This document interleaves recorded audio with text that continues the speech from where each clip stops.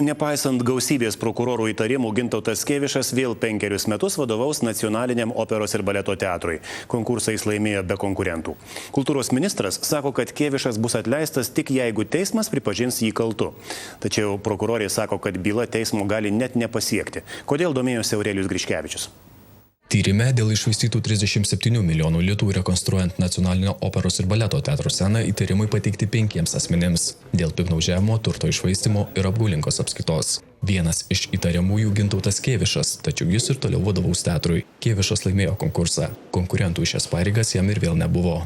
Jeigu tik tai būtų, to teisminio tyrimo rezultatai neigiami, prokuratūra pasakytų, kad ponas Kėvišas padarė nusikaltimą, tai ministerija reaguotų to jau pat, padarytume sprendimą atstatydindami iš direktoriaus pareigų. Didelės vertės svetimo turto iššvaistymą jau 4 metų tyrinti prokurorė sako, kad Kėvišo byla teismo gali ir nepasiekti. Vokietijai išsiųstas ne vienas teisinės pagalbos prašymas, tačiau niekaip nepavyksta gauti dokumentų iš vienos Vokietijos bendrovės. Nebus perduota, todėl kad mums neįvykdo Vokietijoje teisinės pagalbos prašymą. Bandėme, bet mes jiem negalime sakyti.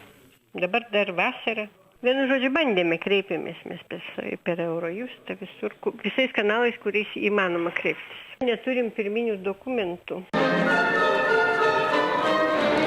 Kėvišas mieliau kalba apie operas, nei apie ikiteisminį tyrimą.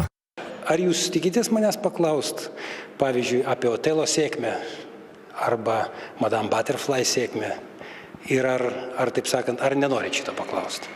Ar jūs nenorit paklausti, pavyzdžiui, apie artėjančią Vagnerio savaitę skirtą Vagnerio 200 metams? Nenorėtumėt? Tai aš ikiteisminį tyrimą atsakiau, jūs ne to žmogaus klausėt. O jūs savo kaltę pripažįstate? Ne, aš jokios kaltės nepripažįstu, nes jos nėra tos kaltės.